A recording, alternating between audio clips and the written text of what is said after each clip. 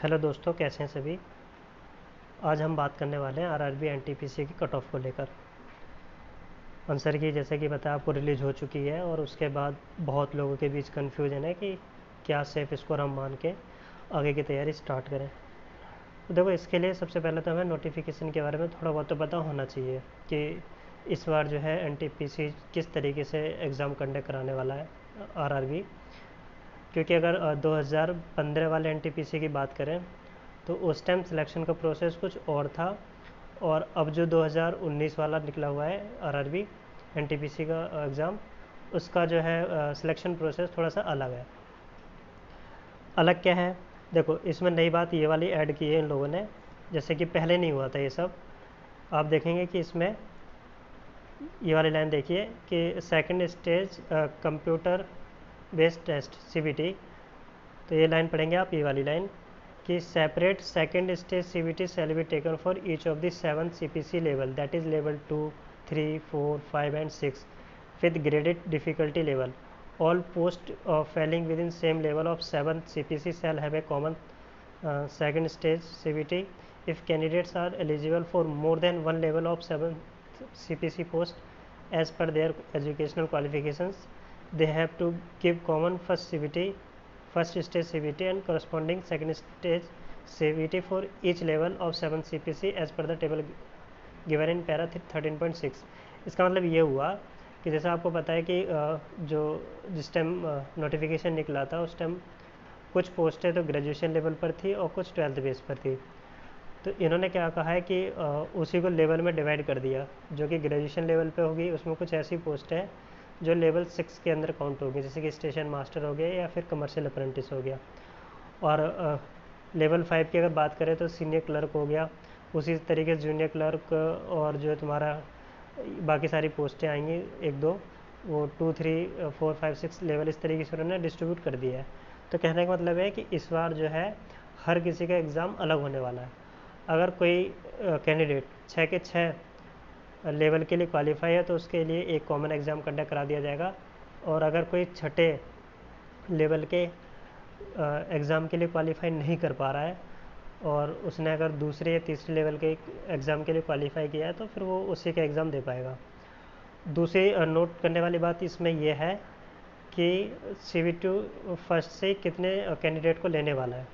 तो इसमें आप लाइन देखेंगे ये वाली 20 टाइम्स, कितने 20 टाइम्स जो है ये लेगा इसमें CBT 2 के लिए। 20 टाइम्स किस चीज़ का, तो जिस भी जोन में जितनी वैकेंसी है उसका अगर आप 20 टाइम्स कर देंगे तो इतने कैंडिडेट को क्वालिफाई करेगा सेकंड स्टेज के लिए।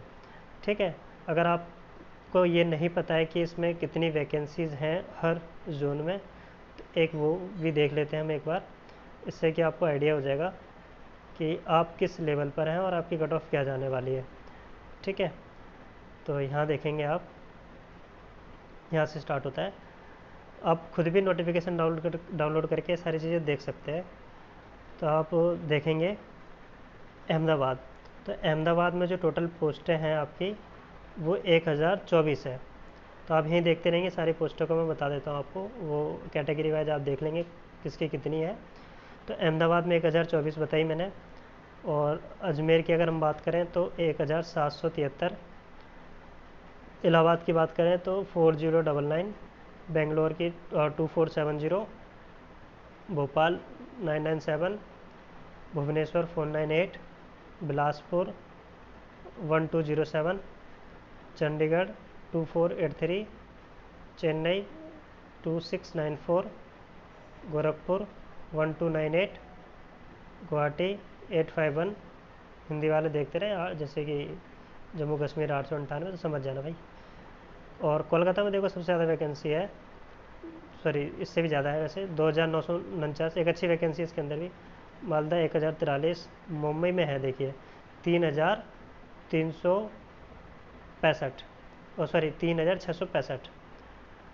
और मुजफ्फरपुर में बात करेंगे तो 329, पटना में 1039, रांची में 1386, सिकंदराबाद में 3234, सिलीगुड़ी 443, और तिरुवनंतपुरम में है जो आपकी 897। तो इस तरीके से टोटल जो वैकेंसी बनती है आपकी वो बनेंगी 35,277।